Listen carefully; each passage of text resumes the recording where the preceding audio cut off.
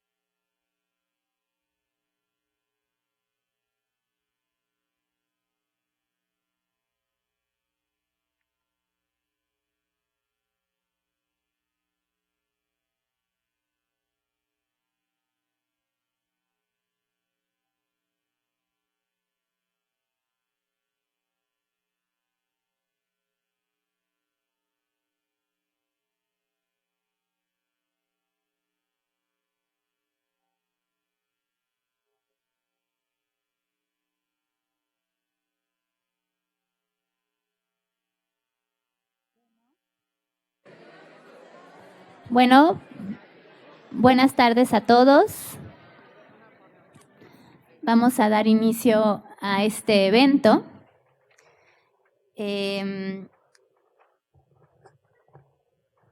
Antes de empezar,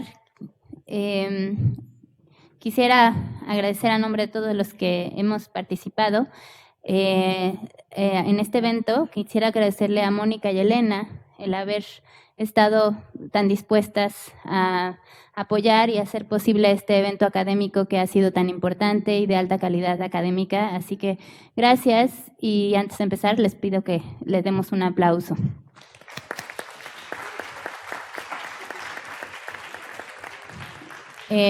Bueno, pues como ustedes saben, vamos a iniciar la última mesa de este ciclo que hemos titulado Pensar el presente con perspectiva histórica, a 70 años de la Segunda Guerra Mundial. Y pues estamos en esta, repito, mesa de cierre, que se llama Cine y Propaganda. Le voy a dar la palabra a mi compañera de trabajo, Isabel Lincoln. Ella es doctora en Ciencias Políticas y Sociales, en la línea de investigación de Comunicación y Cultura, por parte de aquí de la Facultad de Ciencias Políticas y Sociales. Es maestra en Humanidades por parte de la UAM. Ella ahora es profesora de tiempo completo, adscrita al Centro de Estudios en Ciencias de la Comunicación de nuestra facultad. Es docente de las asignaturas de Procesos de Comunicación e Historia de México y Procesos de Comunicación e Historia Contemporánea desde el año 2008 en esta misma facultad. Además, ha sido profesora de la UAM Iztapalapa y de la Universidad Anáhuac del Norte. Tiene diversas publicaciones sobre cine y literatura en medios impresos, entre las que destacan Josefina Vicens y el proceso creativo de El libro vacío y los años falsos, que por cierto estaría muy bueno que leyesen, la novela de Josefina Vicens y el artículo de Isabel Lincoln, publicado en La Colmena, y entre creación y crítica literaria, letras entre Alfonso Reyes y Martín Luis Guzmán en Shimay. Ha participado en diversos diplomados, seminarios y congresos relacionados con el cine y la literatura. Y pues sin más preámbulo, le doy la palabra. Muchas gracias. Gracias a todos por venir. Me da mucho gusto encontrarlos aquí. Y bueno, el tema cine y propaganda durante la Segunda Guerra Mundial yo creo que da para mucho, y a veces es difícil que nos ajustemos a algo en específico, ¿no? Para no tratar de ser muy generales. Bueno, titulé esta ponencia Cine y propaganda durante la Segunda Guerra Mundial en la Alemania del Tercer Reich. Y quiero iniciar con una cita de Siegfried Kracauer, que dice: hablar de la mentalidad particular de una nación no implica, en manera alguna, el concepto de un carácter nacional fijo. Aquí, el interés radica exclusivamente en las tendencias colectivas que prevalecen dentro de una nación de una determinada etapa de su desarrollo. ¿Qué temores y esperanzas conmovían a Alemania inmediatamente después de la Primera Guerra Mundial? Bueno, termino con el epílogo y inicio con la ponencia. La presente ponencia pretende exponer un panorama general de la filmografía alemana a partir del surgimiento del Partido Nacional Socialista Alemán de los Trabajadores, o el Partido Nacional Socialista Obrero Alemán, hasta el inicio de la Segunda Guerra Mundial. Para ello, he considerado conocer algunas de las características de la propaganda nazi que favorecía a la raza aria. En las diapositivas que veremos a continuación, encontraremos las manifestaciones más claras y férreas de la ideología nazi. La estrategia consistía en descalificar a todos aquellos grupos sociales que podían afectar el desarrollo y el crecimiento del partido, y de lo que sería más adelante el Tercer Reich. Sin lugar a dudas, la perspectiva de Goebbels fue esencial para la construcción de lo que sería el nuevo Estado alemán. Es fundamental reconocer la trayectoria de este personaje para comprender el desarrollo de la propaganda nazi.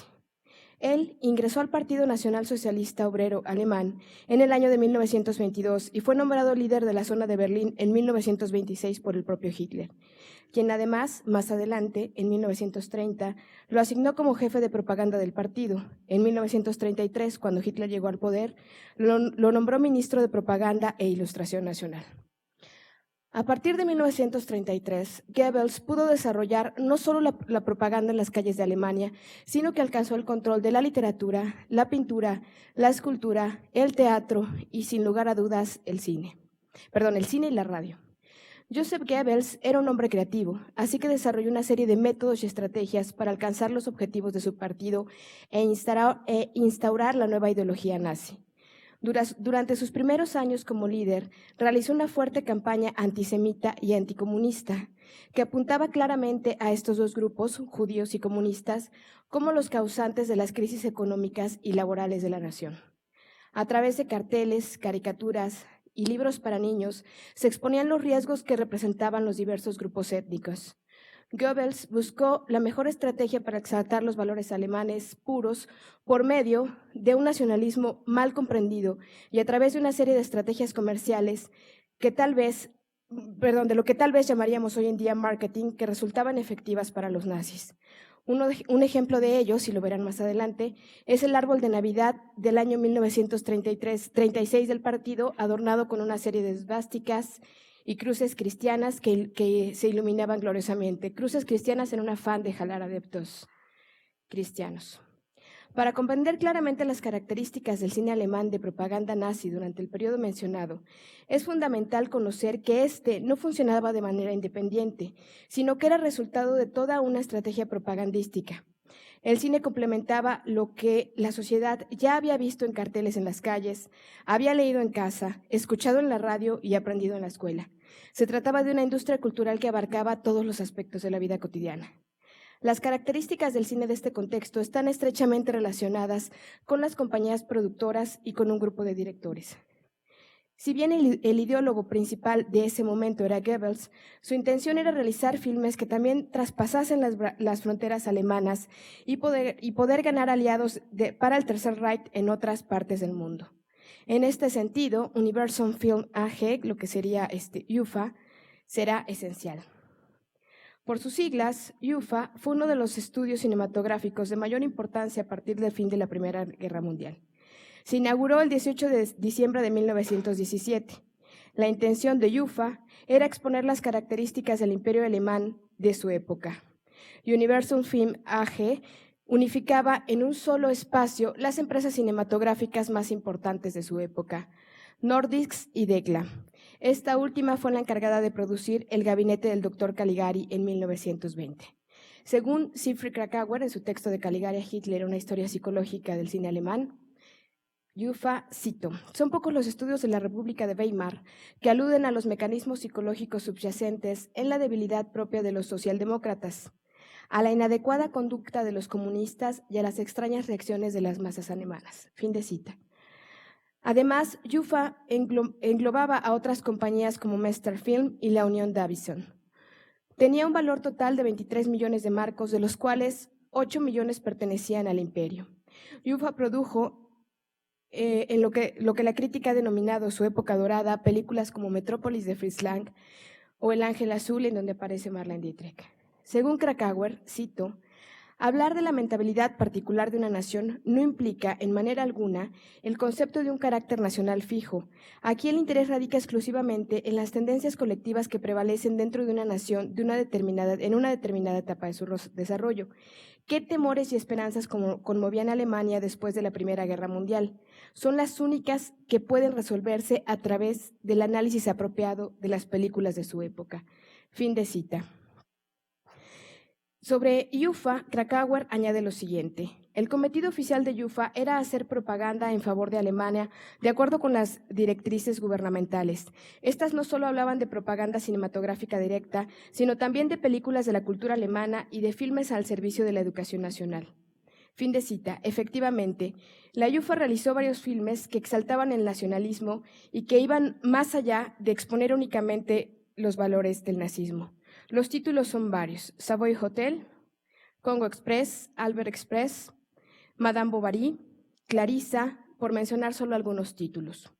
No obstante, existió una fuerte imposición por parte del régimen del Tercer Reich, y UFA produjo un gran número de cintas que respondían a este fenómeno. Una de ellas fue Traidores, de Karl Ritter, una película que se estrenó primeramente en Italia el 19 de agosto de 1936, y este dato es importante, en el Festival de Cine de Venecia, en el que ganó el premio del reconocimiento especial y fue nominada a la Copa Mussolini. El premio fue recibido directamente por su realizador, un personaje importante del sistema cinematográfico del Tercer Reich y de la ideología nazi.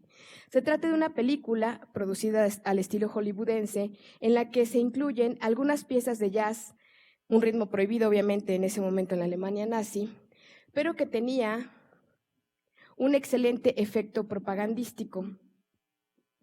Debido a que en la película encontramos a un excelente efecto propagandístico.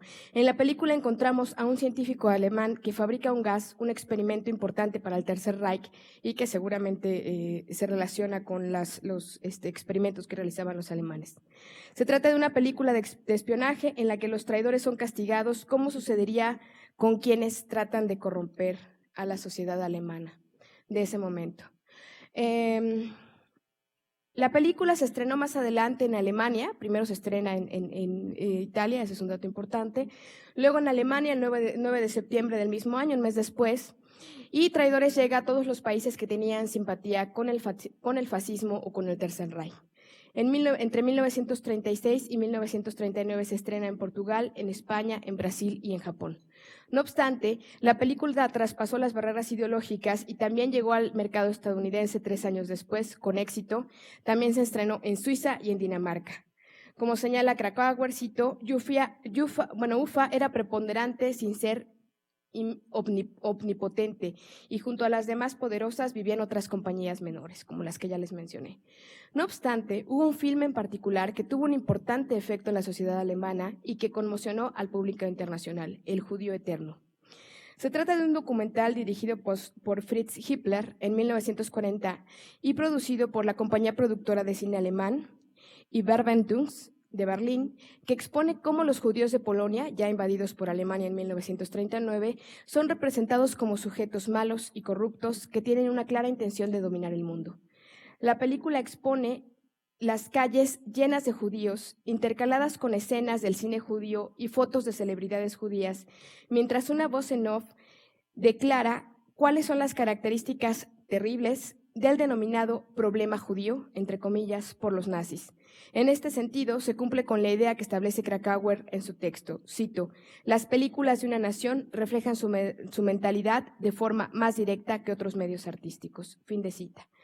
Fritz Hippler tenía una posición sobresaliente, que es el director, tenía una posición sobresaliente en el Ministerio de Propaganda del Tercer Reich y trabajaba directamente bajo la supervisión de Joseph Goebbels para esta película, quien lo ayudó a determinar, además, más adelante, qué películas extranjeras se permitirían en las pantallas alemanes.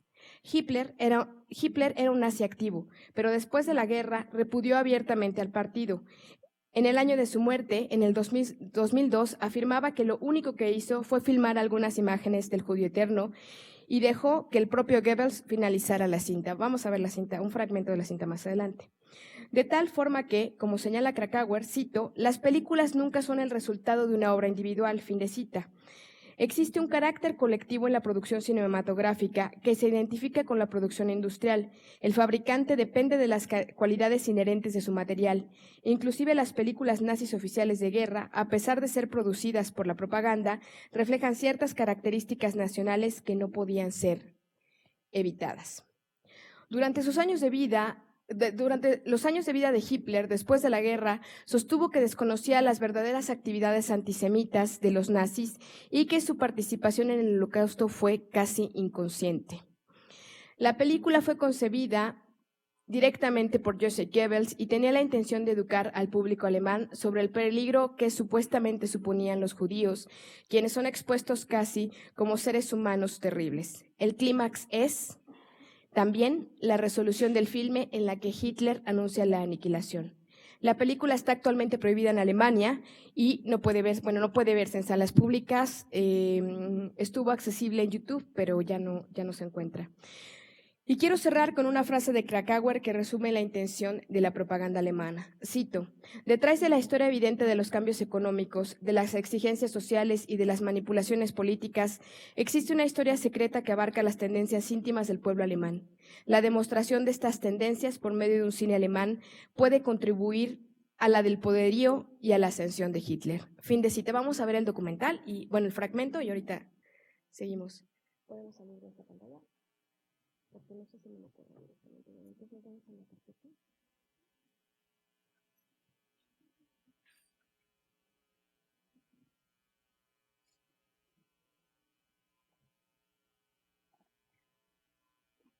No me acuerdo. Entonces, si me propaganda, pero no sé si me puedo saber.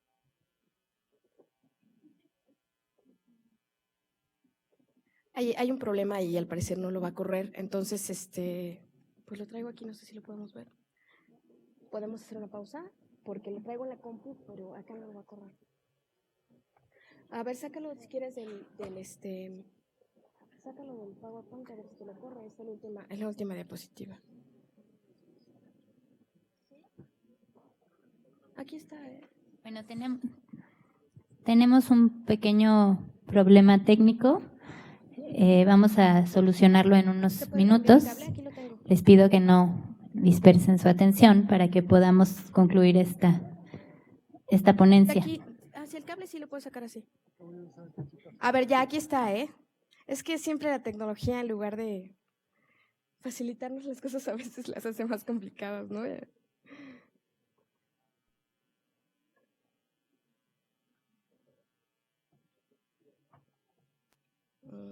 está.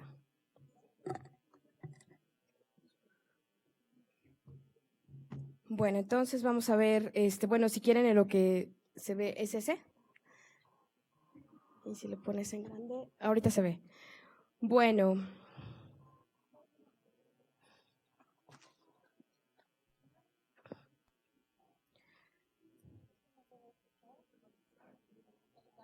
Está acá. Bueno, son algunos de los créditos que les dejé. No vamos, obviamente, únicamente podemos ver un fragmento. La película dura más de 1 hora. Pero sí quiero que pongan atención a lo que se dice. Podemos apagar la luz. Y no es largo, dura 5 minutos en promedio. Das normale Rechtsempfinden zu verdrehen und durch mitleiderregende Darstellung des Verbrechers das Verbrechen zu beschönigen und zu entschuldigen. Ich höre doch. Ja, manchmal ist mir, muss den Weg gehen, den es mich jagt. Und rennen, endlose Straßen. Ich will weg. Und mit mir rennen die Gespenster, nur nicht pur. Este fragmento es de M, la película M de Fritz Lang, y el actor es Peter Lorre, que es un actor judío, ¿no? En la película, Peter Lorre es un asesino de niños y está basada en un hecho real.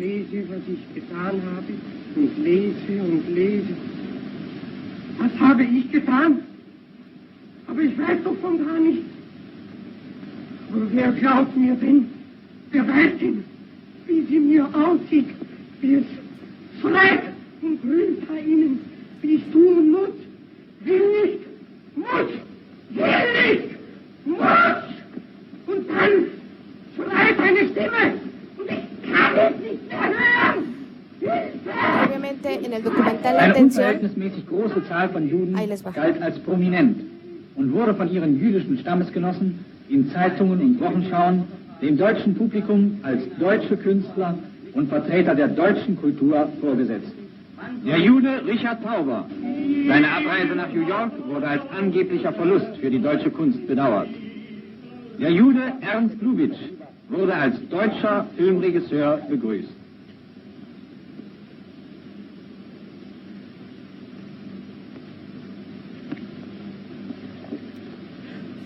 Ich freue mich außerordentlich, in Deutschland und speziell in meiner Geburtsstadt Berlin zu sein.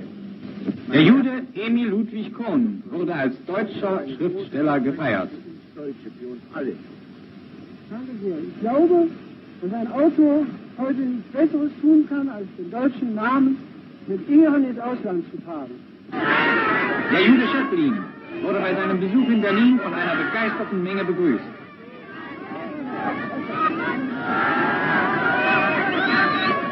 Es lässt sich nicht leugnen, ein Teil des deutschen Volkes applaudierte damals ahnungslos den zugewanderten Juden, den Todfeinden seiner Rasse. Wie war das möglich? Ein verschwommenes Dogma von Menschengleichheit hatte den gesunden Instinkt des Volkes getrübt. Mehrhundertjährige religiöse Erziehung hatte die europäischen Christen gelehrt, in dem Juden einen Volksgenossen des Stifters der christlichen Religion zu sehen. Hochherzige deutsche Künstler und Dichter hatten ihre Idealvorstellungen in die biblischen Gestalten der hebräischen Stammesgeschichte hineingelegt.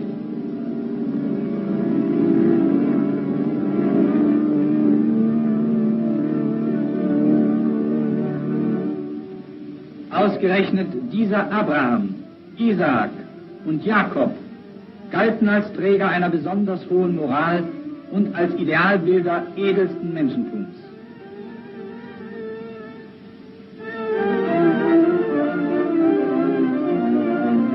Wir haben inzwischen sehen gelernt und wissen jetzt, dass die Hebräer der biblischen Geschichte so nicht ausgesehen haben können. Wir müssen unser Geschichtsbild korrigieren.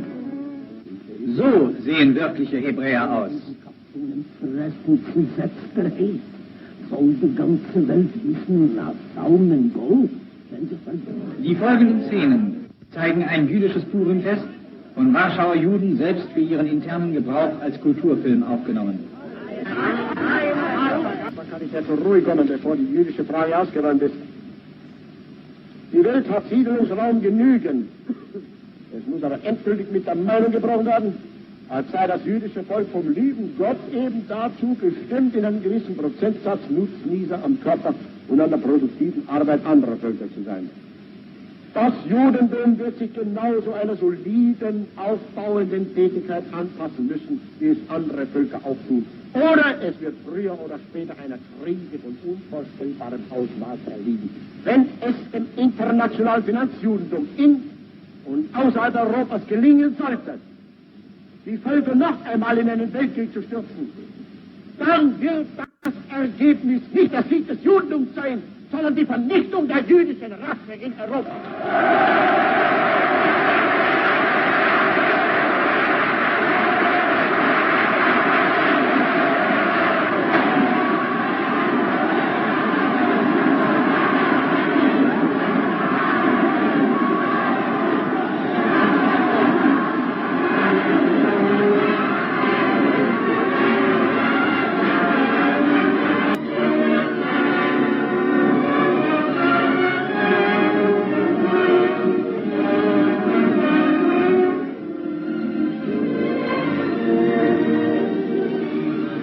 Ewige Gesetz der Natur, die Rasse rein zu halten, ist für alle Zeiten das Vermächtnis der nationalsozialistischen Bewegung an das deutsche Volk. In diesem Geiste marschiert die Gemeinschaft des deutschen Volkes in die Zukunft.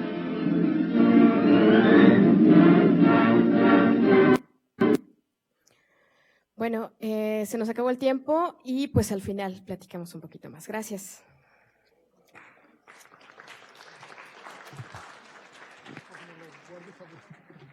Isa, ¿me puedo pasar ahí?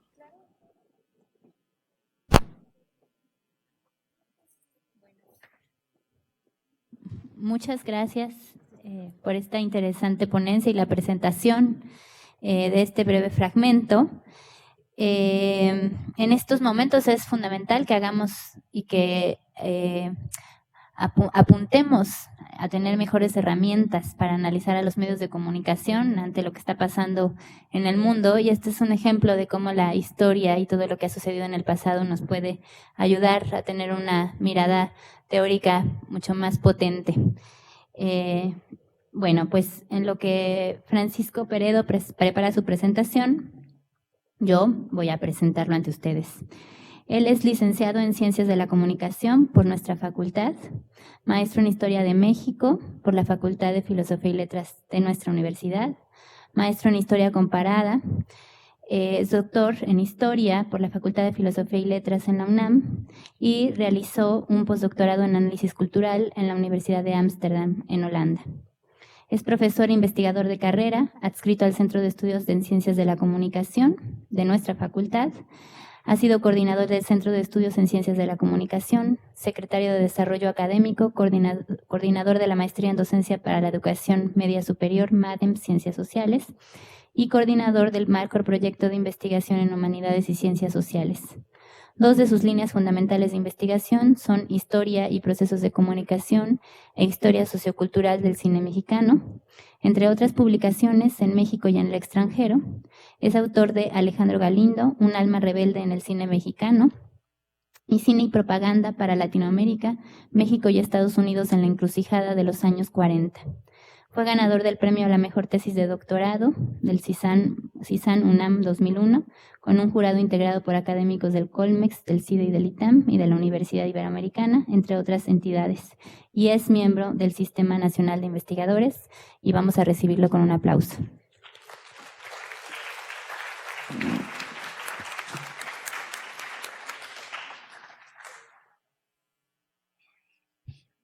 Bueno, muchas gracias, Alejandra, por la presentación. Muchas gracias, Mónica, por organizar y por invitarnos a este evento.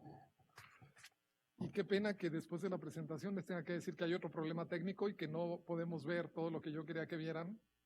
Pero vamos a comenzar por... Sí vamos a poder ver algo de lo que traje. Ahorita podemos abrir los carteles que habíamos dicho. Y voy a empezar por algo que a lo mejor les puede parecer elemental. Se supone que estamos en una facultad en la que todos sabemos de qué hablamos cuando decimos tal o cual cosa, pero no está de más recordar. Entonces, ¿qué es la propaganda?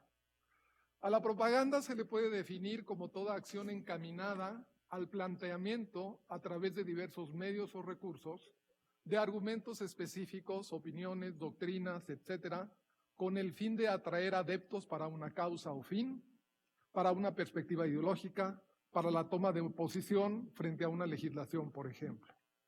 La propaganda como ejercicio de proselitismo deriva en propaganda política cuando para obtener adherentes en el ámbito de la opinión pública recurre de manera en general intensiva, estratégicamente organizada y dirigida las más de las veces al uso de los medios de comunicación colectiva, todos los medios disponibles, que se supone y se espera habrán de incidir en dicha opinión pública entre la sociedad. Si la relación entre dos países o dos o más países es tensa, difícil, conflictiva, es muy probable que en un país se generará propaganda de diversos tipos en cuanto a los soportes que se utilizan respecto al otro país. El otro que aparece referido en la propaganda y sus ciudadanos podrán aparecer ridiculizados, escarnecidos, calumniados, vilipendiados, aunque normalmente aparecerán referidos sobre todo en dicha propaganda como amenazantes, peligrosos y en consecuencia susceptibles de ser atacados para conjurar el peligro, real o imaginado, pero planeado como inminente en la propaganda. Si la relación es amistosa de colaboración, es muy probable que existirá una producción e intercambio de propaganda de tono positivo, por ejemplo, entre México y Estados Unidos durante la Segunda Guerra Mundial. Como hubo necesidad de un acercamiento, hubo un intercambio de propaganda muy positiva, una mirada muy positiva de Estados Unidos sobre México y una mirada de México muy positiva sobre Estados Unidos. Pero esta es una definición funcional con varias partes que quise hacer ahora de propaganda, para que recordáramos un poquito, aunque todos lo hayamos leído y estudiado en la multitud de cursos que tenemos sobre opinión pública y propaganda, y etcétera, etcétera, para recordar que en el caso de la Alemania nazi, a partir de 1933, desde luego se le concede una gran importancia a la propaganda a través del cartel, a través del cine, por supuesto, en los medios, de volantes, el uso de la radio, etcétera, etcétera. Y el objeto de los esfuerzos propagandísticos alemanes fue lo que se concebía como, si alguien sabe alemán aquí me perdonan, pero yo no lo sé muy bien, Nationalsozialist Weltanschauung, que significa la ideología nazi como visión del mundo, y la consecuente praxis política del régimen nazi para sostener y apuntalar esa ideología dentro de Alemania, pero además para exportarla hacia otros países. La ideología nazi, la tipología nazi de la propaganda, se puede dividir en un grupo que comprende el anticomunismo dirigido contra los miembros de las clases trabajadoras en su conjunto y que tenía al antibolcheviquismo como corolario de la política exterior del régimen nazi. El rechazo a la democracia parlamentaria y a los sistemas parlamentarios multipartidistas, es decir, a las repúblicas en general. El culto por el principio del líder y la aplicación de los principios de la jerarquía militar a la sociedad en su conjunto. El culto al militarismo y a la inevitabilidad de la guerra, argumento que estuvo presente, por ejemplo, en películas como El terror de los mares o Bautismo de fuego. El culto mítico a la idea de la sangre y el territorio arios y todo lo que ello derivaba. El término sangre, por extensión, significaba la raza y el sentido de pertenencia biológica a la comunidad nacional, al pueblo ario. Por último, la absurda idea de la Herrenvolk, la cual dividía a la raza humana en una raza alemana como ama del mundo, destinada a regir a la humanidad, y a las razas inferiores como condenadas a la esclavitud o la aniquilación. Un ejemplo de eso fueron las películas que se hicieron con el tema de los judíos, el judío errante, el judío eterno, etcétera, etcétera. Vamos a ver algunas imágenes, no me voy a detener en todas, pero voy a tratar de ilustrarles esta tipología de la propaganda nazi que se hizo sobre todo para el interior de la Alemania y la ciudadanía nazi y la forma en que se expresó, por ejemplo, en carteles. Hablábamos de este culto por el líder, de esta mitificación del líder. ¿En cuál estamos? Perdón. ¿Se pasan sola? Es que están... Ok. Entonces, dentro de esta tipología del culto al líder y de la mitologización de Adolfo Hitler, tenemos varios carteles que ilustran a Adolfo Hitler como un ente superior, mítico, como un ser predestinado a regir el destino de Alemania. Dentro de las imágenes que hacen culto a la raza alemana, tenemos, por ejemplo, estas que aluden a la niñez alemana en un entorno saludable, y luego tenemos imágenes que se hicieron en concreto para denostar a la comunidad judía, a la parte de la sociedad alemana que era judía. Ahí tenemos una ilustración de niños en un aula que están recibiendo las enseñanzas a propósito de lo que son los judíos, y los judíos normalmente aparecen planteados en los carteles como gente abusiva, dinerera, explotadora, desconfiables, traidores a la propia patria, aunque sean ciudadanos alemanes, no son miembros de la raza superior. Y luego está el culto al militarismo, el llamado a la guerra, esta idea de la inevitabilidad del conflicto bélico y la idea de la muerte heroica por la patria. Aquí está Hitler otra vez representado como un ente superior por el resto de la sociedad, véanlo por encima de todos, y hay otra imagen del judío ridiculizado, véanlo como una especie de hongo. La idea de los estudiantes, porque se convocó mucho a la formación de las que se conocían como las juventudes hitlerianas, que después van a ser fundamentales sobre en el final de la guerra, sobre todo en el final de la guerra, cuando ya los hombres adultos murieron y se hace necesario echar mano de los jóvenes e incluso de los niños de 12 y 13 años como soldados en la recta final de la contienda. Las referencias a Alemania como una potencia y la comparación aquí de un ciudadano enfermizo, desechable prácticamente se podría decir, y un ciudadano ario sano, por ejemplo. Y la idea del uso de los medios y del culto por lo patrio, por lo nacional, por la tierra, y otra vez una imagen de Hitler en la siguiente diapositiva, como el gran líder. Si quieres, tú avánzale a ver si nos deja ver algunas otras imágenes, o ya se nos clavó. Bueno, la convocatoria para adherirse al nacionalsocialismo como la ideología fundamental del régimen alemán en el momento, la condena a cualquier otro tipo de régimen que no fuera de carácter fascista. Si quieres, tú avánzale. Y creo que ya acabamos. La llamada a trabajar muy duro para poder sostener al Tercer Reich. El uso de los medios. Y el pueblo alemán haciendo el saludo. Ahí está la glorificación del militarismo y de la marcialidad del ejército. Y Hitler permanentemente difundido tanto en carteles como en películas. Respecto a las películas, pues es muy, muy importante la película de Leni Riefenstahl que se llama El triunfo de la voluntad, que hace aparecer a Hitler incluso volando por los cielos como un ente divino que se aparece ante la sociedad alemana, precisamente en la ciudad de Nuremberg, donde se iba a llevar el Congreso del Partido Nacional Socialista. Aquí están los judíos ridiculizados nuevamente en imágenes que parecen casi como para dibujos animados. Véanlos aquí en otras imágenes, ridiculizados en su forma de vestir. Aquí este hombre tiene unas monedas de oro en la mano, lo que pasa es que la imagen está en blanco y negro y no se puede ver. Y estas ideas de que comunismo es judaísmo, por ejemplo, y esta idea del trabajo fuerte en favor del Reich, de todos los obreros, y el saludo de los nazis, del Tercer Reich, y otra vez la contrastación, la confrontación entre la idea del hombre de la raza aria y los judíos como razas inferiores. Y aquí está la imagen idealizada y mitificada de una familia de la raza aria. El padre, la madre y el bebé en los brazos, en un entorno de playa, de salud, de vida, de plenitud, etcétera, etcétera. Que eso se hizo mucho con películas como Muchachas en el campo, como Muchachas en el trabajo, etcétera, etcétera. Y si quieres vamos a suspenderlo aquí. Yo creo que esto ya nos sirvió un poquito para ilustrar lo que estábamos diciendo. Ahora, ¿qué fue lo que ocurrió con el peligro de la propaganda nazi, la propaganda fascista europea en Latinoamérica? Que de eso es de lo que yo les quería hablar. A finales de los años 30 se descubrieron por las actividades de inteligencia diplomática, tanto de Estados Unidos como de Gran Bretaña por una parte, y de México y de Colombia por otro lado, los esfuerzos de intereses empresariales alemanes por introducirse en el cine argentino y los esfuerzos de intereses empresariales españoles, pero ya de la España franquista, la que había triunfado sobre la República, para introducirse en el cine mexicano.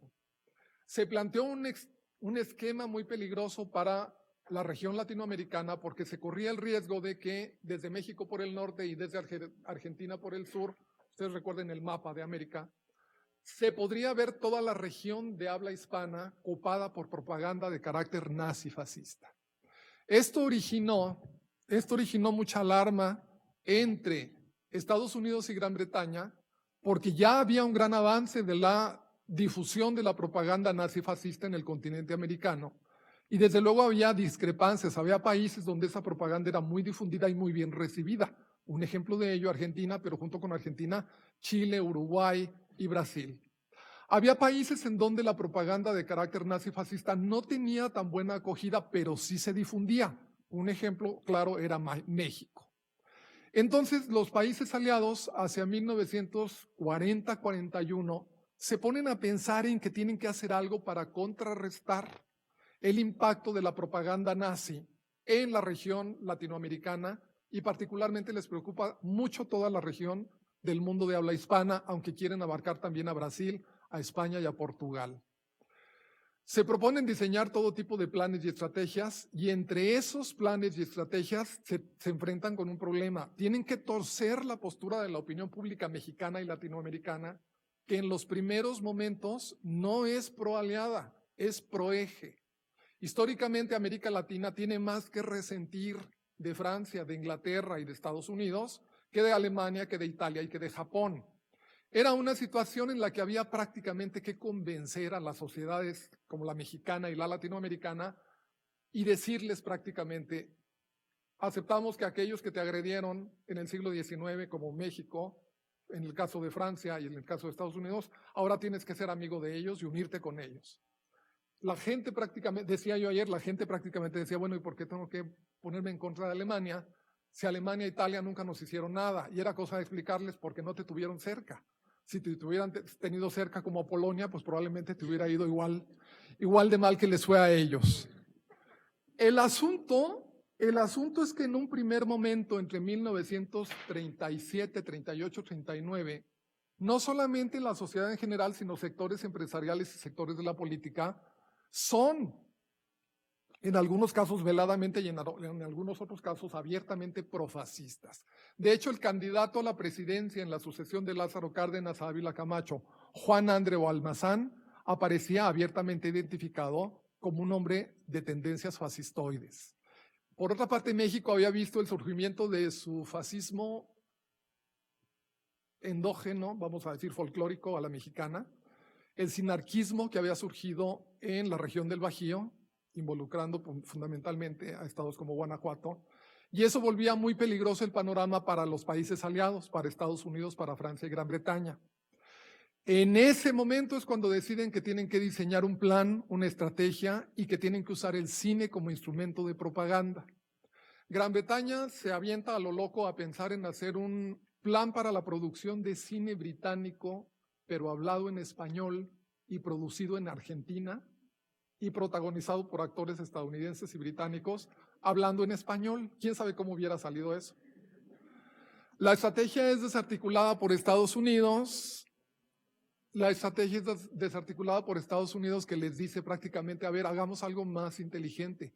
¿Qué país del mundo iberoamericano tiene construida una infraestructura para producir cine? Y dicen, hay 4, Argentina, Brasil, España y México. Pero por descarte dicen, con Argentina no podemos contar, ahí hay gobiernos militares y simpatizan con el nazifascismo europeo. Con Brasil no nos conviene porque un cine producido en Brasil, pero hablado en portugués, no va a tener el impacto deseable en el mundo de habla hispana. Con España no podemos contar porque ahí triunfó Francisco Franco con apoyos de Alemania y de Italia contra la República, y el único que nos queda como posible aliado para la propaganda a través del cine en español para el mundo hispanoamericano es México.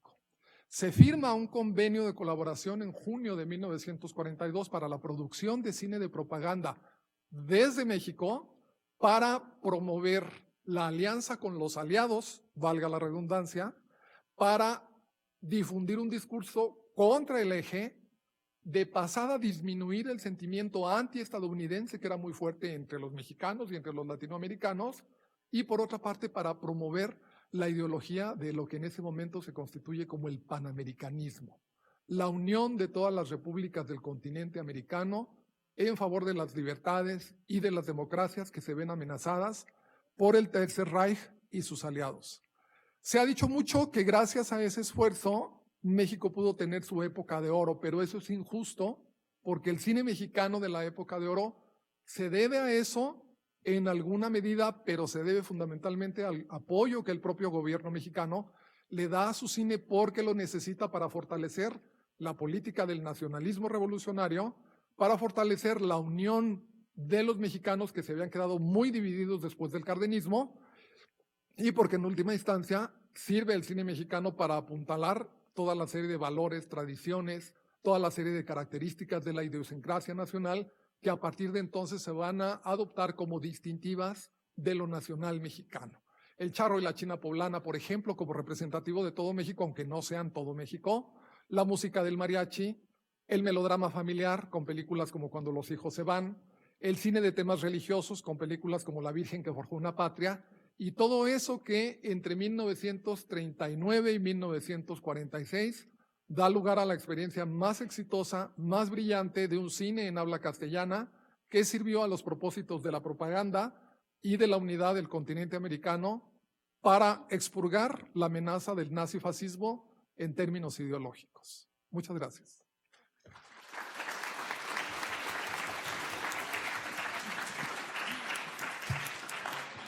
Muchísimas gracias. Disculpa que te esté presionando con el tiempo. Tengo el papel de tirana en esta mesa.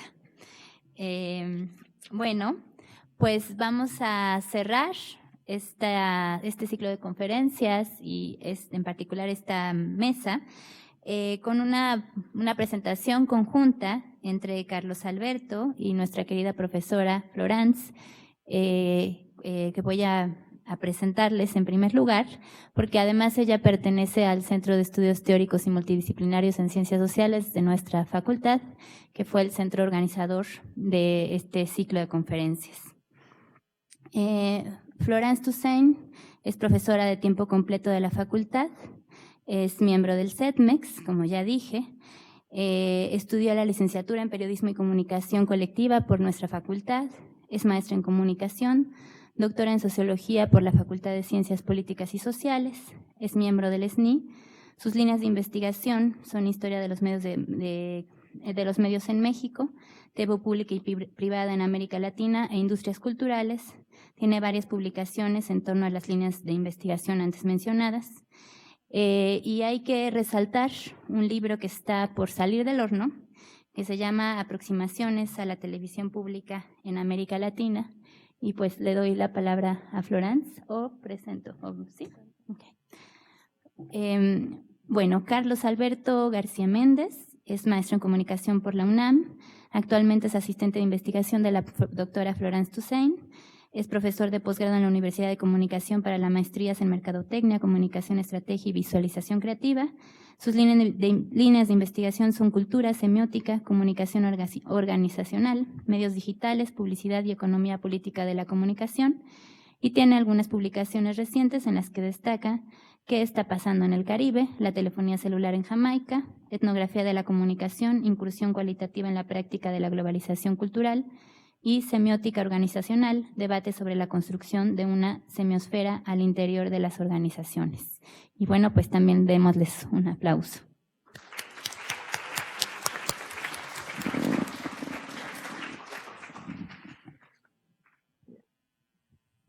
Voy a comenzar con la presentación que ha sido hecha conjuntamente y que una gran parte, sobre todo de las imágenes que van a ver, son de la autoría o de la búsqueda de Carlos. Abordaremos el tema como desde lo que es la industria cultural, el cine como industria cultural, no el cine como propaganda, sino esto ya ha sido abordado y además es, digamos que en tanto industria, una de sus funciones fue la de servir de propaganda, pero no fue la única, sino que tuvo otras funciones. Antes de comenzar, quisiera hablar un poco sobre lo que es la industria de la cultura.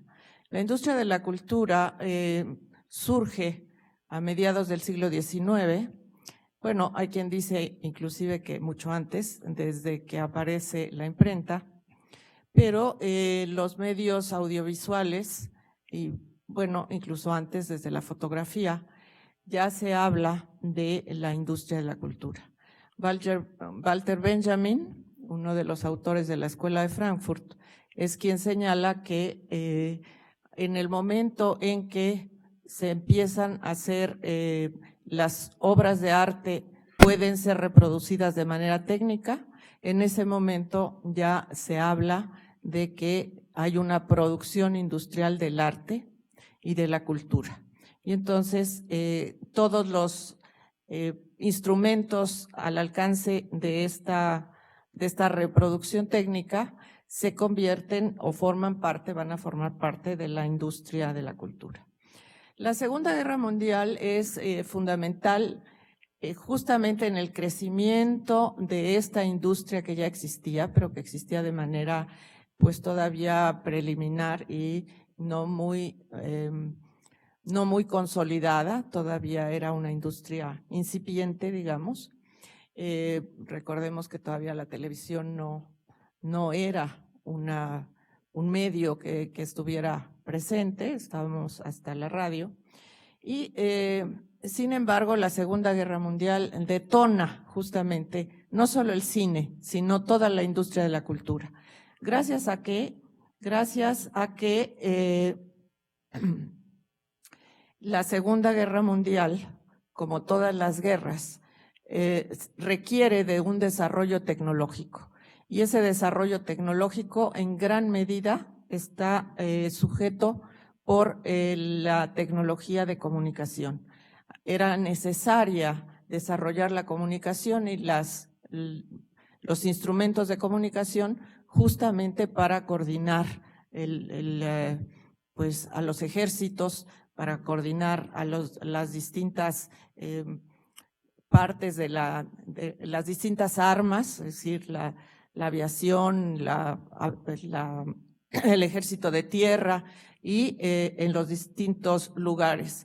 Hay que recordar además que esta guerra es una guerra, bueno, ya la Primera Guerra Mundial fue una guerra total, pero la segunda realmente es una guerra mundial, porque entran de alguna manera todos los países o casi todos los países de los distintos continentes.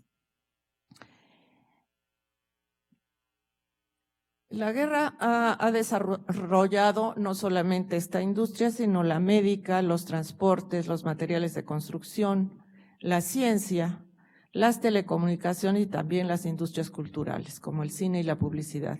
Es importante mencionar la ciencia porque algunos de los físicos más destacados justamente de principios del siglo, mediados del siglo, fueron los que desarrollaron la bomba atómica, que fue justamente pensada y planeada para ser utilizada en esta guerra y que finalmente definió la guerra. En el caso mexicano, si bien, como ya señaló el doctor Peredo, el cine fue una herramienta también propagandística e informativa. Incluso había lo que se conocía como documentales de guerra y eran noticiarios cinematográficos hechos en México con información y con algunas imágenes directamente de los lugares de guerra que se pasaban, se les llamaba cortos y entonces eran pasados antes de la película para saber qué era lo que estaba pasando en la Segunda Guerra. Además, el soporte de Hollywood fue importante para desarrollar nuestro cine, pero el cine nacional ya tenía una cierta trayectoria y efectivamente el Estado había apoyado mucho al cine. Por lo tanto, ya había lo que se va a conocer también como el Star System, ya existían grandes actores, grandes figuras que estaban haciendo cine y directores de cine. Bueno, aquí me paro y le paso el micro. Buenas noches. Vamos a comentar breves antecedentes de la guerra, solamente señalando cosas y momentos emblemáticos, ¿no? La guerra inicia, bueno, con el siglo XX vimos el ascenso de dictadores irracionales en el continente de la racionalidad y la filosofía, Hitler, Mussolini, Franco, Stalin, entre otros. Todo comenzó en septiembre de 1939, una fecha que ustedes ya dominan muy bien, me imagino, cuando Alemania invade Polonia. Un mes después, Varsovia capitularía. En este breve recuento o en este recuento rápido, podemos comentar que también hay otro suceso, ¿no? Y esto es la invasión del ejército nacionalista alemán a Francia. Entre 1939 y 1940, Alemania invadiría Polonia, Dinamarca, Suecia, Holanda, Noruega, Bélgica y Francia. Esto tan solo en Europa. Hubo mayores invasiones, pero solamente estamos poniendo foco ahorita en estos 2 años en Europa. Otro elemento, otro suceso emblemático es el ataque japonés al puerto de Pearl Harbor. Esto es en diciembre de 1941 y significaría la entrada formal de Estados Unidos a la guerra. Estados Unidos tenía un acuerdo en el cual no iba a entrar a la guerra de manera formal porque se veía beneficiado con la venta de armas para los dos bandos. Con esta invasión decanta en favor en favor de los aliados y es uno de los pilares fundamentales en la guerra. Con la guerra suceden migraciones, comienzan las diásporas, científicos llegan a América, artistas salen de países ocupados por Alemania, ingenieros, maestros, filósofos huyen de la guerra. Y bueno, ahorita estamos como en contexto de guerra, ¿no? Entonces es importante señalar todo este tipo de hechos. La guerra reconfiguró varios sectores de la industria, especialmente la maquila y la manufactura. Aquello que no servía para abastecer la logística marcial servía de muy poco. Es decir, la guerra, como lo dijo la doctora Florence, la guerra es total, ¿no? Y entonces todo este tipo de procesos de producción también están orientados a favorecer la guerra. Empresas dedicadas a crear uniformes de trabajo se vuelven empresas para crear uniformes para la guerra. La industria médica tiene un giro, es decir, en temas organizacionales también hay un movimiento muy enfocado hacia la guerra. El día D sucedería el 6 de junio de 1944, cuando los ingleses y aliados desembarcan en el norte de Francia para dar lugar a la batalla de Normandía.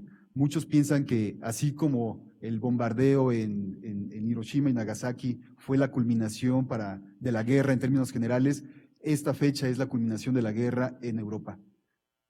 Y bueno, finalmente, en septiembre de 1945 se calcula que, bueno, termina la guerra en septiembre de 1945, se calcula que murieron cerca de 70 millones de personas entre civiles y militares.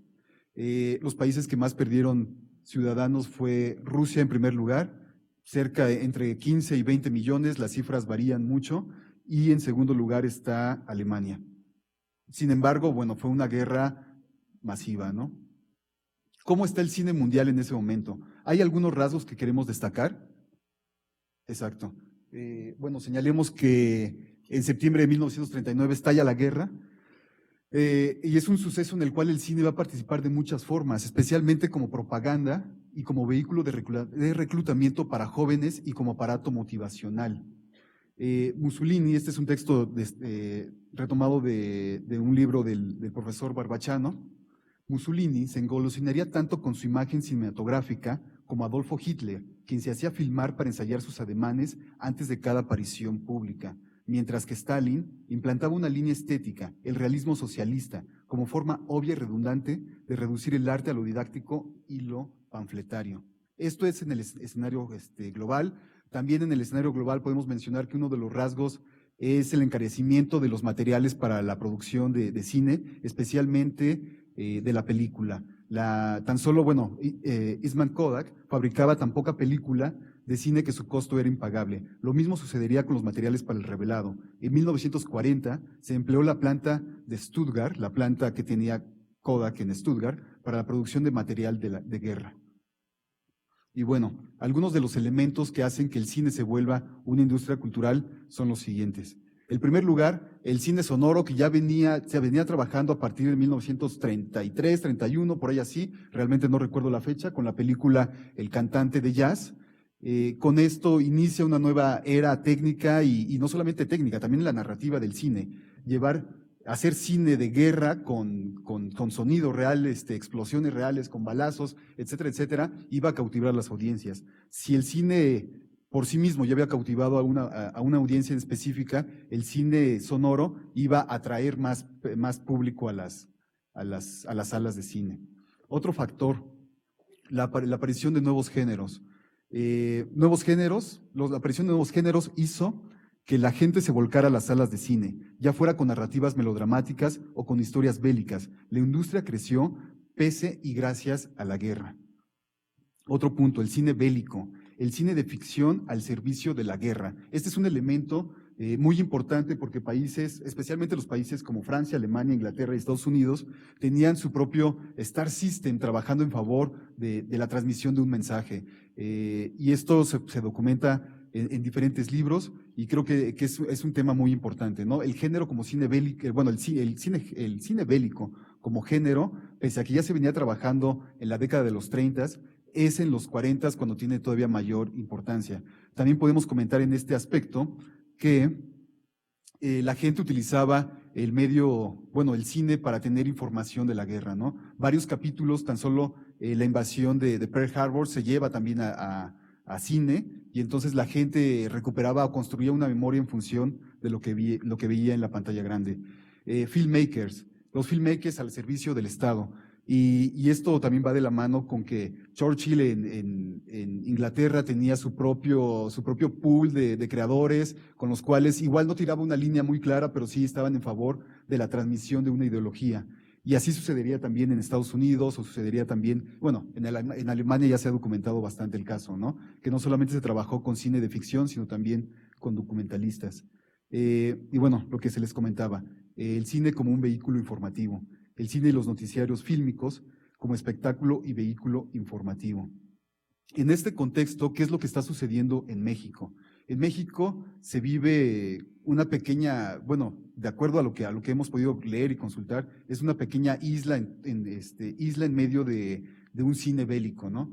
México, bueno, los factores que detonan la industria mexicana son muy claros. De inicio, la consolidación de nuevos géneros como la comedia ranchera. Allá en el Rancho Grande es una de las películas emblemáticas con la cual se inicia toda esta sucesión de producciones mexicanas que por ahí de 1939, entre 1939 y 1940 llegaban máximo a 40 producciones al año, era incluso un poco menos la producción. A partir de 1941-42 se recompone y se reconstruye la industria nacional, pero versa mucho en los melodramas y especialmente en la comedia ranchera.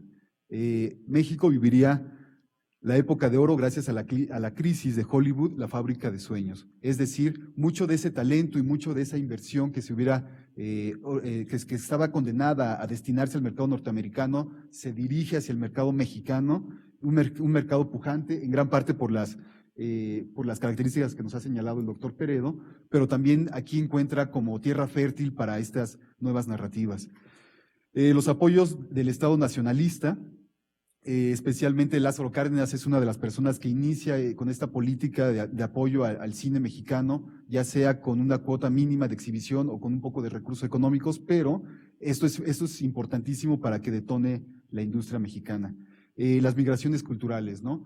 Con las guerras no solamente hay destrucción y muerte, también hay mucho capital humano que sale huyendo de la guerra. Y este es el caso también, en el cual México se vio favorecido. Tan solo recordemos que Buñuel es español y sale huyendo de la instauración del franquismo. Años más tarde, durante la posguerra, llegaría a México Buñuel, haría cine, haría escuela, con su experimentación construiría un lenguaje y una narrativa, fundaría una generación y detonaría la industria.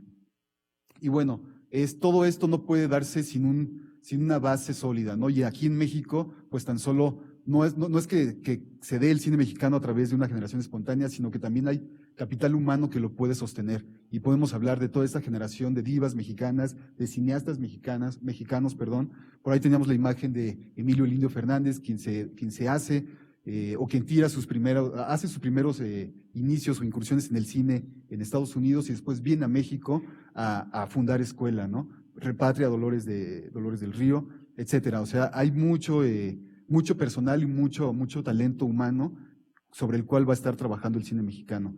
Finalmente, ya casi para terminar, las herencias de la guerra, bueno, enumeramos rápidamente. Uno, el avance en el lenguaje cinematográfico, nuevos nodos culturales como el caso mexicano, vínculo más estrecho entre poder político y poder mediático, consolidación de la industria, aportes narrativos y contenidos antes no explorados.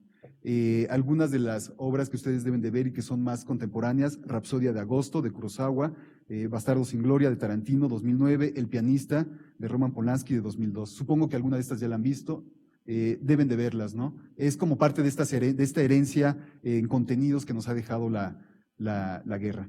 70 años después, la Segunda Guerra Mundial sigue siendo fuente de inspiración para el cine mundial.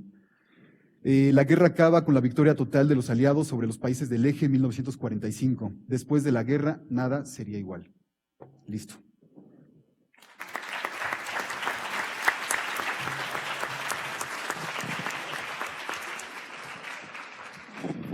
Muchísimas gracias, Carlos Floranz. Ahora tienen la palabra ustedes. Por ahí están los micrófonos. No es cierto, me estoy equivocando. Todavía no tienen la palabra ustedes. Vamos a usar unos minutitos más para ver las imágenes que el doctor Francisco Peredo quería Nada más enseñarnos. brevemente, porque me quedé con la punzada de que no les pude enseñar las imágenes que traía a propósito de la incidencia de la Segunda Guerra Mundial en el cine mexicano y en Iberoamérica. Y estamos esperando que...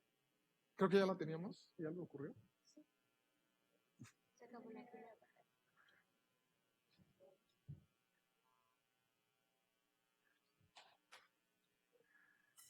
El universo conspira. Exacto. Por ahí va. Parece que quieres revivir.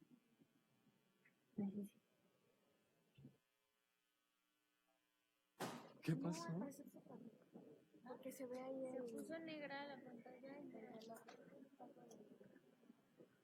¿Qué hacemos? ¿La forzamos? No sé. Ahí está. ¿Ya se ve algo? Ok. Vete a la primera imagen.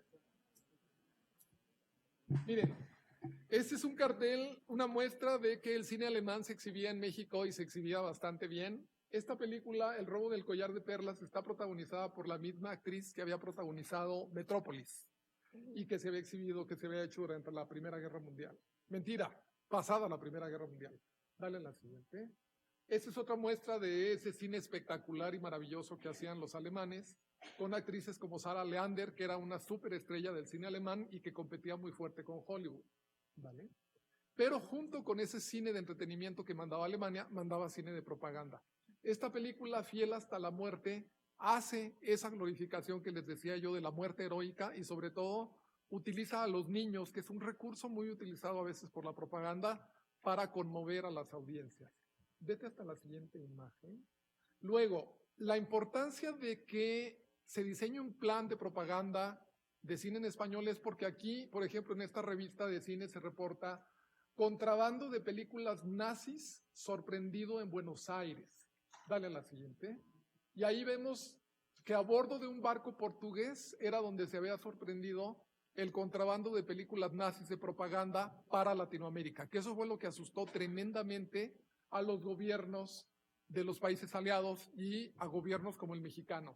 Y de pasada las publicaciones empiezan, regrésate a la siguiente, se empiezan a difundir con este eslogan de una V de la Victoria, como una marca de agua ahí, que dice América Libre y Unida, para empezar a difundir entre todos los lectores, entre todos los espectadores de los medios, la idea de la necesidad de la Unión de América frente a la amenaza del fascismo europeo. Si quieres, vete hasta la siguiente imagen. Esta nota dice, este es el tercero y último artículo del señor Gabriel Pascal sobre la invasión nazi en la industria cinematográfica argentina. Le dio mucho temor a los países aliados que efectivamente la industria argentina fuera tomada por Alemania para producir cine de propaganda nazi en español. Fue cuando se les ocurrió producir cine pro-aliado en español. Nada hubiera funcionado, pero pues todo eso se pensó y se planeó. Dale a la siguiente imagen que tengamos. Y ahí está. Se empieza a debatir mucho el asunto de América, cómo se va a ver involucrada en la guerra. Si quieres, ahí. Y luego se discute mucho, se debate en los editoriales la cuestión de la neutralidad, porque recuerden, yo les había dicho, México tenía una posición más bien no pro-aliada y muy inclinada al fascismo, y a pesar de que se debate la neutralidad de México y la imparcialidad, finalmente se empieza a inclinar la balanza por la solidaridad interamericana, el panamericanismo, y ya el rol protagónico que México va a tener, esto le interesa mucho a los que sean internacionalistas, el rol protagónico de México frente a las demás repúblicas latinoamericanas como líder casi de las demás repúblicas latinoamericanas. Y aquí esta nota dice, México colaborará en la obra unificadora de América en Panamá, en la Conferencia Panamericana de Panamá. Y luego se habla y se critica a los países que se manifiestan neutrales, pero que son sospechosos de profascismo. Ahí, por ejemplo, dicen, no han arribado a Panamá los delegados del ABC, que son Argentina, Brasil y Chile. Luego se empieza a limitar la propaganda. Esta nota dice, se limitará la propaganda comunista o fascista, pero sin agravio a la libertad. Pues no queda muy claro cómo se hubiera podido hacer eso. La muestra de que en México no era mal visto el fascismo, vean, este restaurante se llamaba Restaurant La Suástica. Estaba ubicado en las lomas de Chapultepec, y esta era la invitación para la cena baile del fin de año de 1939, y además tenía una sucursal en la colonia Roma. Frente a esto, había que convocar a la unidad nacional, y vean ahí cómo están convenientemente representados el niño, el obrero, el campesino, el militar y el ama de casa. Y abajo la figura tutelar, casi como una especie de querubín del presidente Manuel Ávila Camacho, como con guirnaldas como de la Virgen de Guadalupe. Luego, en este esfuerzo de consolidar al cine, efectivamente, como ya lo decían nuestros colegas, toda la artillería pesada de México que estaba en Hollywood se viene para México, y aquí mencionan que Ramón Novarro, Tito Guízar, Esther Fernández con el cine mexicano, y Lupe Vélez, Arturo de Córdoba y Dolores del Río, que efectivamente vuelve a México en 1943 en el pleno contexto de la guerra para contribuir a la consolidación de este Star System. La Unión de Trabajadores Cinematográficos realiza prácticas militares y de repente hubo visiones tontas sobre la guerra. Esta película era una idiotez absoluta. Unidos por el Eje narraba la historia de 12 siameses que tenían que hacer toda su vida pegados, pero se utilizó el asunto de la guerra para cosas tontas como estas, hay que decirlo. Pero finalmente, lo más interesante está en las equiparaciones que se empiezan a hacer entre presente y pasado. Del pasado, Washington, casi hermanado con Simón Bolívar, y en el presente, Franklin Delano Roosevelt, casi hermanado con Manuel Ávila Camacho, como los dos grandes líderes continentales en América para conducir a todas las naciones en favor de las democracias. El rol que Estados Unidos le concede a las películas mexicanas se nota en esta nota que dice el vicepresidente Wallace y las películas mexicanas. Nelson Rockefeller fue el protagonista de toda la estrategia y se forma una industria muy sólida, como ya mencionaban, con una academia, con un banco cinematográfico, y nuestros colegas habían mencionado también el asunto del Star System del cine mexicano, que en el contexto de la guerra se vuelve Star System iberoamericano. México se convierte en una especie de Hollywood del mundo de habla española, porque llegan actores y actrices cubanos, colombianos, argentinos, venezolanos, chilenos, puertorriqueños, etcétera, etcétera.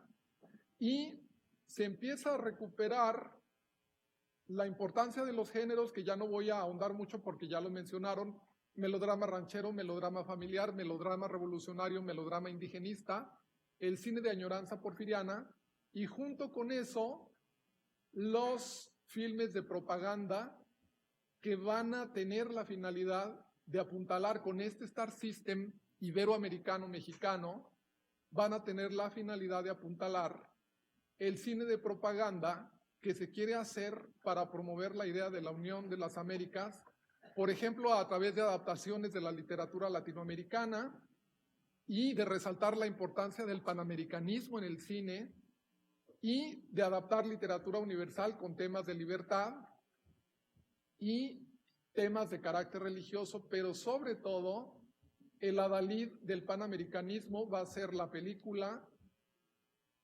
Simón Bolívar, que recupera la historia de la esperanza de la unión de todas las repúblicas en el siglo XIX, que no se había concretado y que se recupera para el siglo XX. Bueno, eso era lo que me había faltado mostrarles.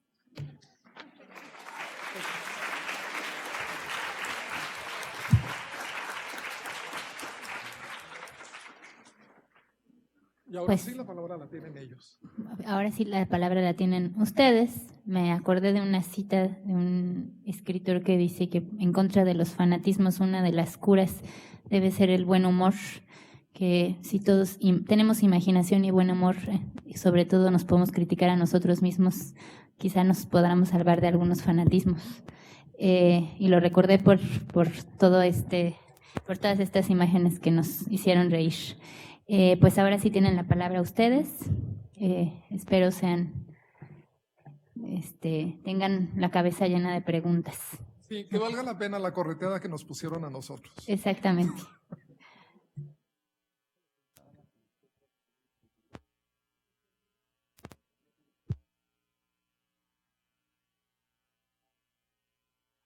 Así de plano. A ver, yo. A ver, bueno, pues ya que ustedes... Ay, mira, un compañero, adelante.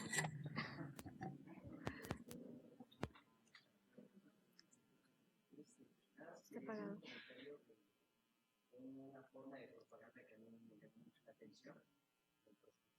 Sí.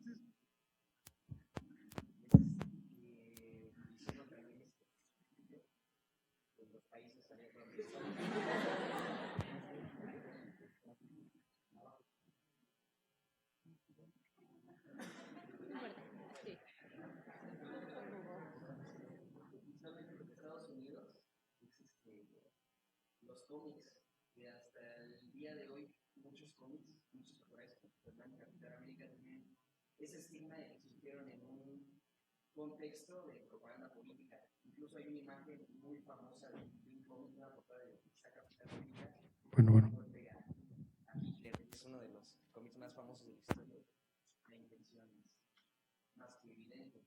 Y bueno, esas formas de propaganda de la cine me parecen muy interesantes. Y las presentaciones que dieron me parecen muy interesantes. ¿Puedo hacer un comentario de eso?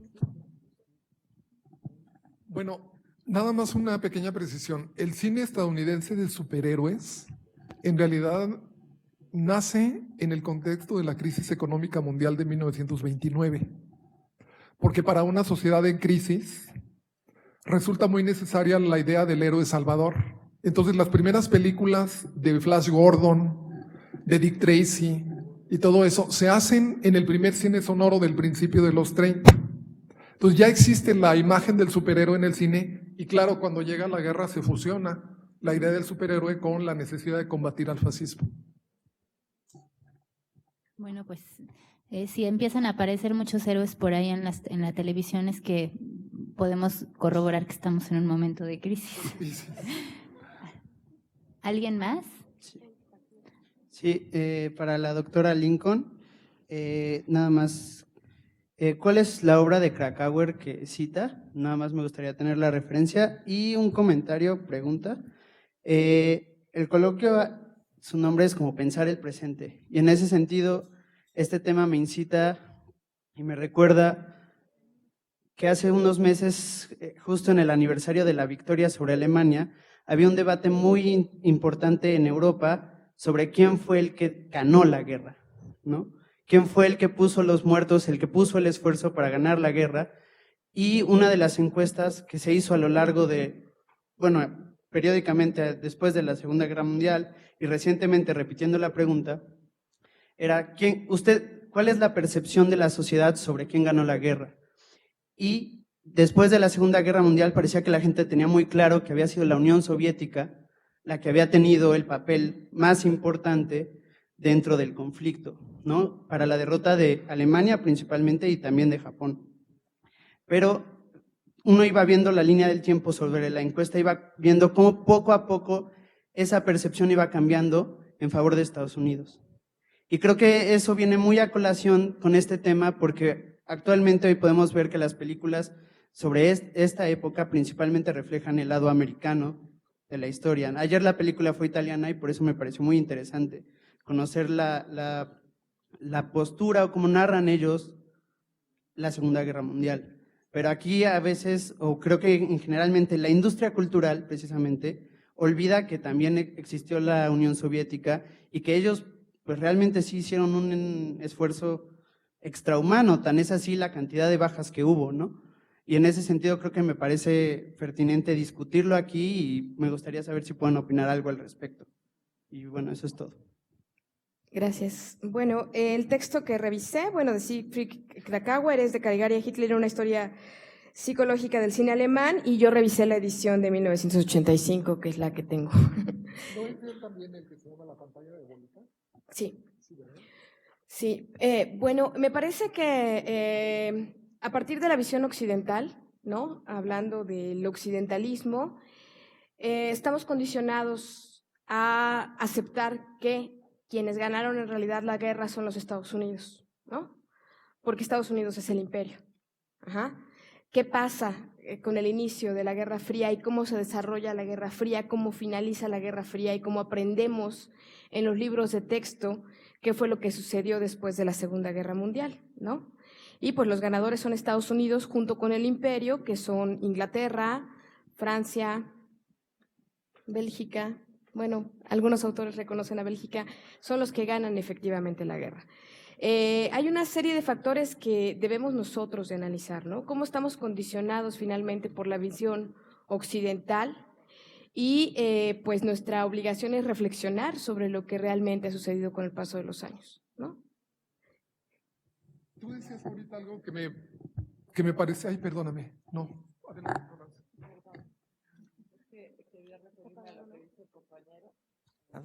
Ya.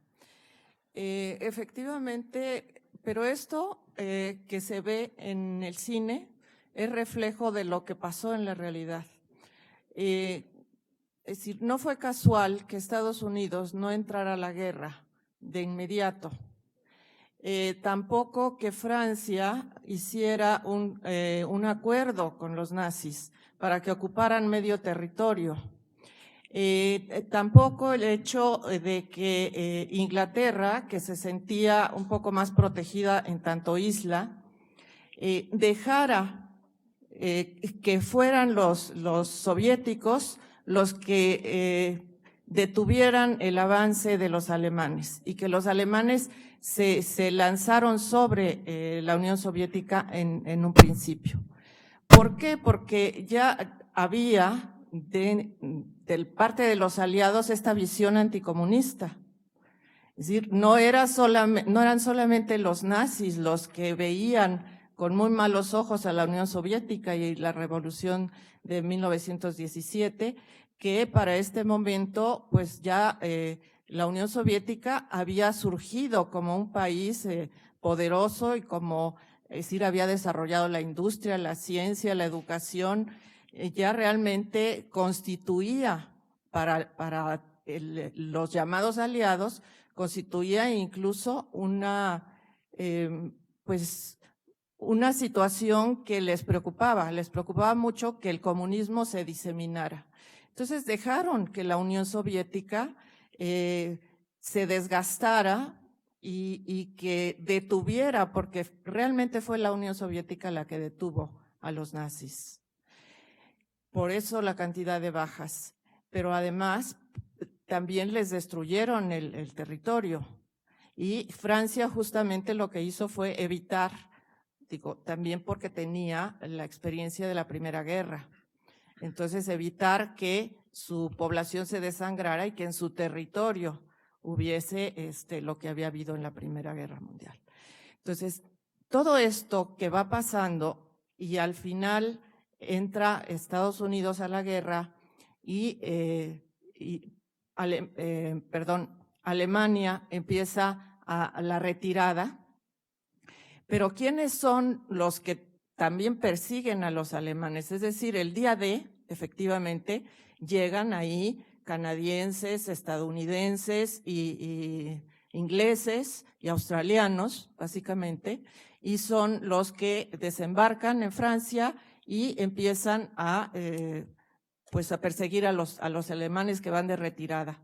Pero el frente soviético sigue activo y los están ahí también deteniendo y tratando de que no retrocedan.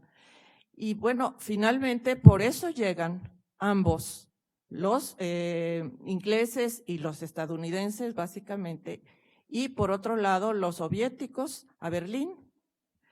Entonces es un gran esfuerzo de los soviéticos para que no les quiten el triunfo, ¿no? Pero inmediatamente después de que sucede lo de Hiroshima y Nagasaki, inmediatamente después hay un acuerdo entre los estadounidenses, los ingleses y los franceses para empezar a marginar a la Unión Soviética.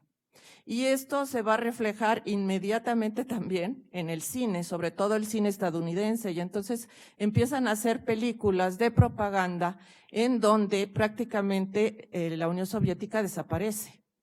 No estuvo en la guerra, no participó. Los triunfadores, los ganadores, los buenos eran los gringos y los malos eran los judíos, los alemanes que mataron judíos.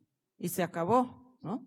Y esto se viene repitiendo, y bueno, como lo mencionó Carlos, hay que ver la cantidad de películas sobre la Segunda Guerra y cuántas películas hemos visto que reflejen realmente lo que pasó en la Unión Soviética. Solamente ellos las hicieron. Ellos tienen hay una gran cantidad de películas soviéticas hechas en esa época, en donde se ve, bueno, la batalla de Stalingrado, de Petrogrado, es decir, lo terrible que fue la guerra para los soviéticos. Entonces, efectivamente, pues se pone la máquina de propaganda posguerra justamente al servicio de la Guerra Fría, que es lo que decía la profesora. La Guerra Fría entonces se traslada al cine y no se diga a la televisión. La televisión va a ser también muy importante en el desarrollo de la Guerra Fría.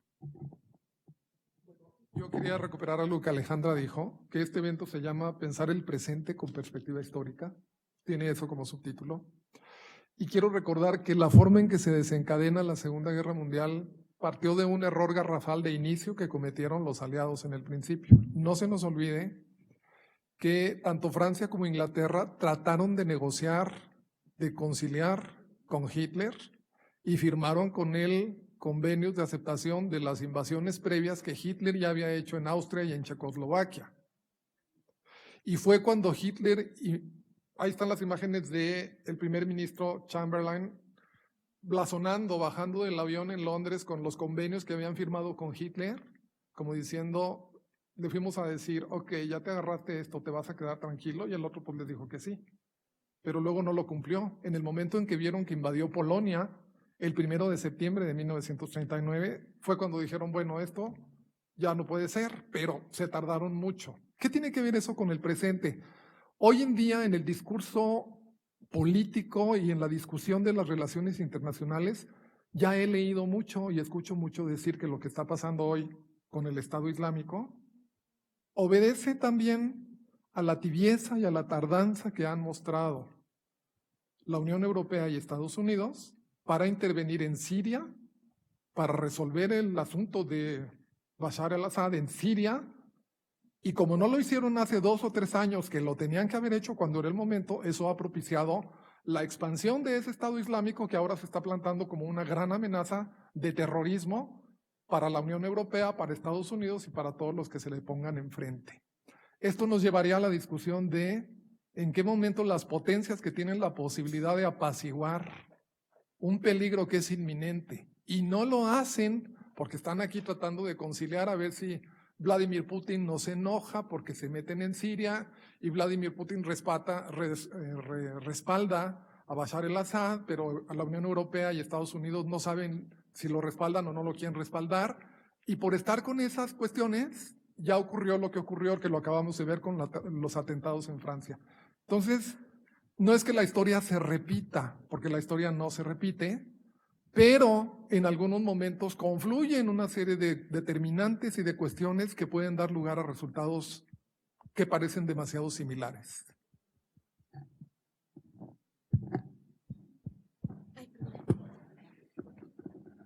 Bueno, pues vamos justamente colectivamente a terminar con una pregunta que planteaba Federico, ¿no? ¿Quién gana una guerra? Y en realidad es una pregunta muy profunda. ¿Quién puede ganar una guerra?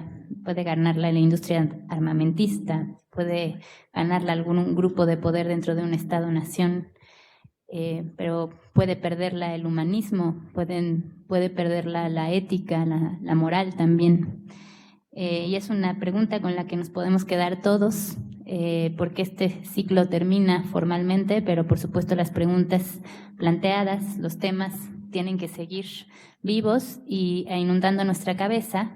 Y bueno, antes de dar por terminada esta mesa, quisiera que le diéramos un aplauso no solo a Mónica y Elena que le dimos al inicio, sino también a todos los becarios y ayudantes y de servicio social que trabajan en el Centro de Estudios Teóricos y Multidisciplinarios, porque sin ellos esto no sería posible. Así que gracias Jimena, Gerardo, Pepe, Luis Eduardo, Fabián, porque hicieron que esto fuese posible.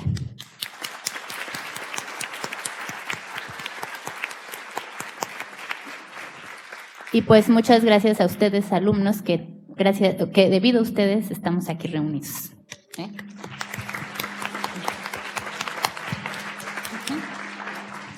Y los invitamos a ver la página del Centro de Estudios Teóricos y Multidisciplinarios en Ciencias Sociales, donde va a estar subida la información y la bibliografía por si quieren consultar. Gracias.